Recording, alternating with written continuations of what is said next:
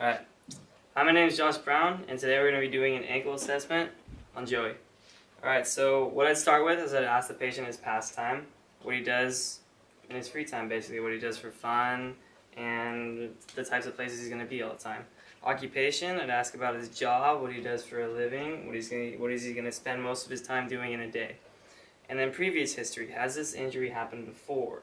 Doing this, we'd be able to narrow down to a few things that might pinpoint the injury exactly, and it'll help us a lot in the long run.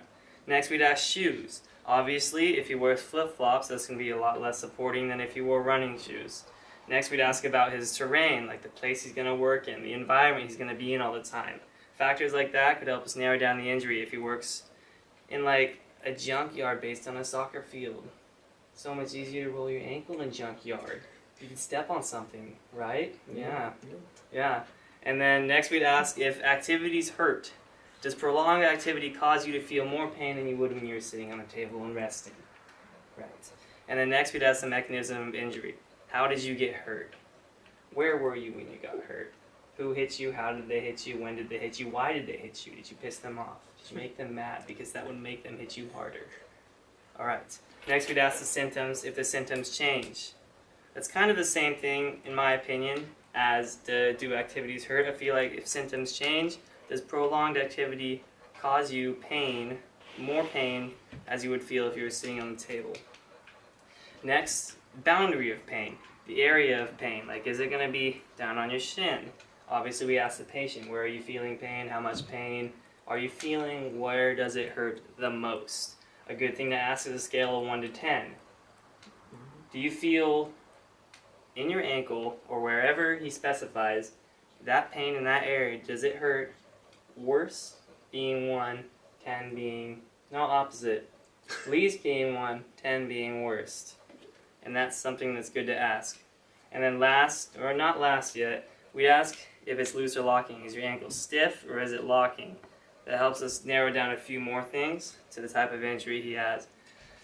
We finally, after that, we'd ask if there's swelling or bruising. We'd look over his ankle just to see if there's any purple areas. And no, you don't have any swelling or bruising, sir. Alright, so now we're going to do the O part of HOPS. Our observation. Okay, let me do that again. How about just understand that it's like inspection is the first part. Okay. So inspection and palpation. So, alright, so now we're going to do the O part of HOPS. We're going to do our observation, which is our inspection. Alright, so first we're going to have him stand on his toes, and then we're going to check his gait. So now we're going to have him walk. Just walk. Alright.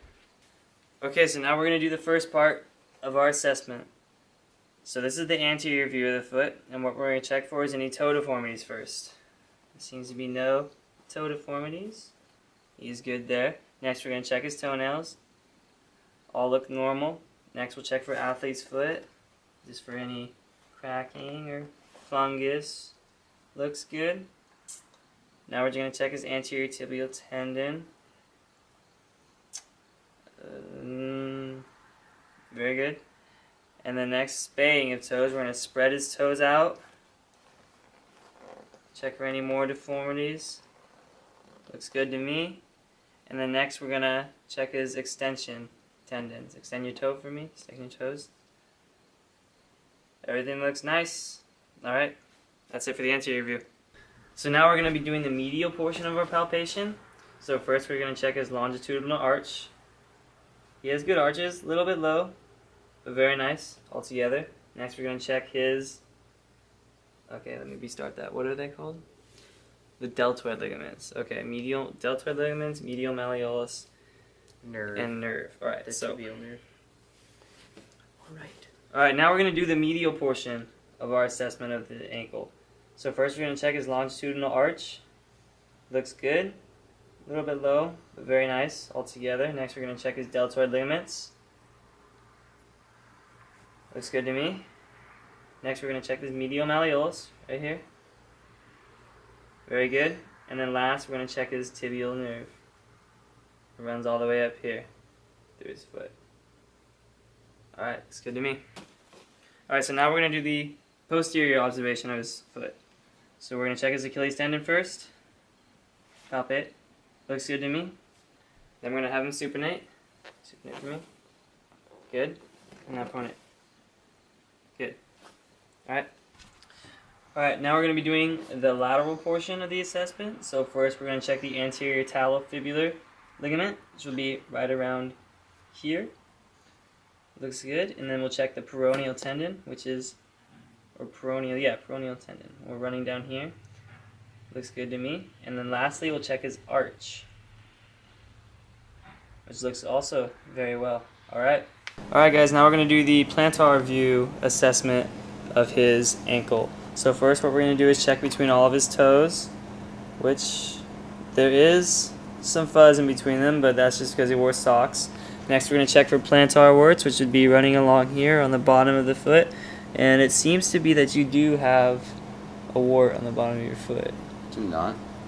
What is that? Nope, that is not a wart. Okay, no.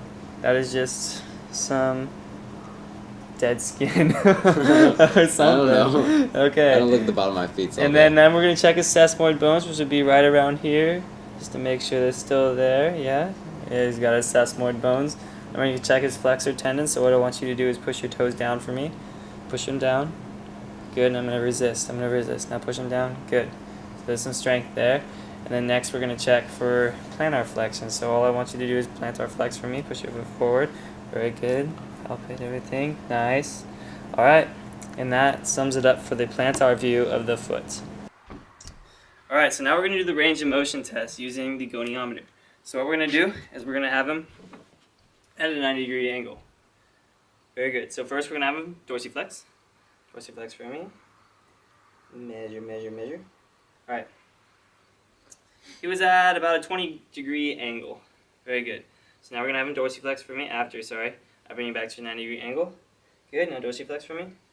Sorry, plantar flex for me. Measure. He looks to be at about a 54-degree angle. Next we're going to have him invert for me. Invert.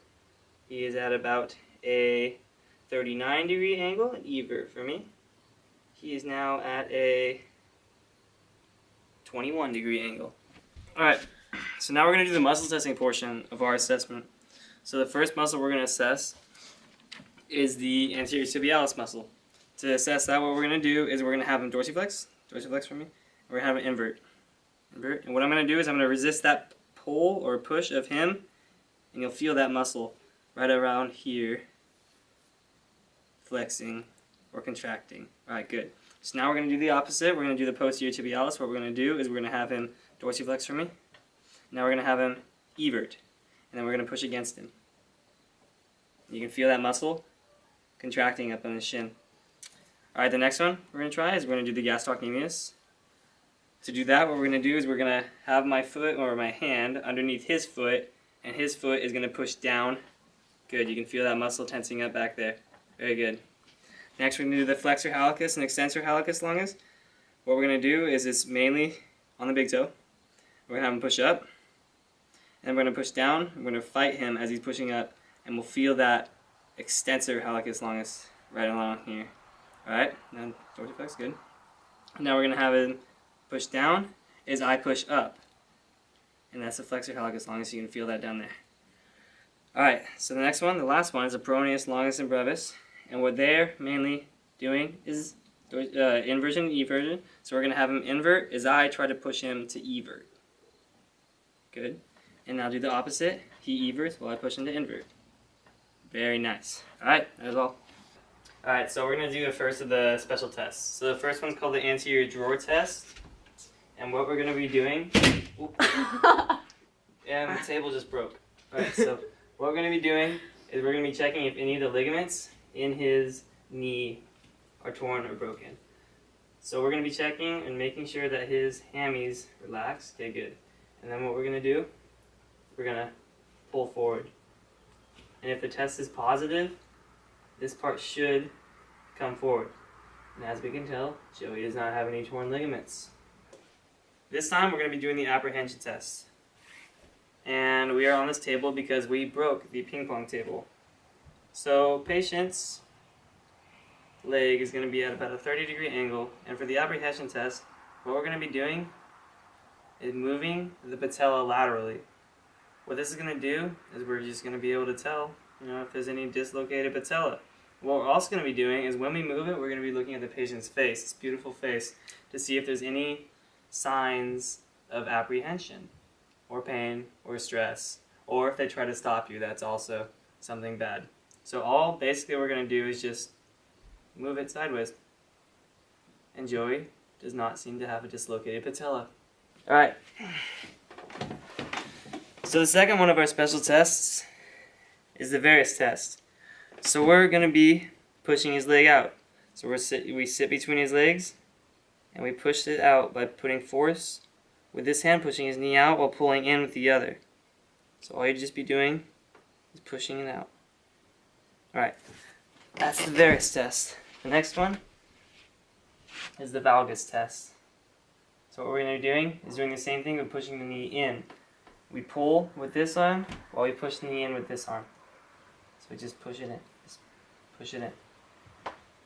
Alright, so for the next of the tests, next of the special tests, we're going to be doing the MTP test, which is really similar to the Varus valgus test, but we're going to be doing it with his toe.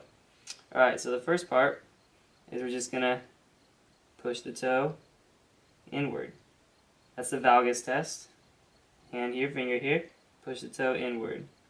Now for the Varus test, thumb, finger, and I push it outward. Very nice, both tests came out negative. Very cool. Alright. So the last of our special tests is the Morton's neuroma test. So what we're going to be initially doing is palpating the third and fourth digit for any inflammation. After we were done palpating, we're going to squeeze the toes together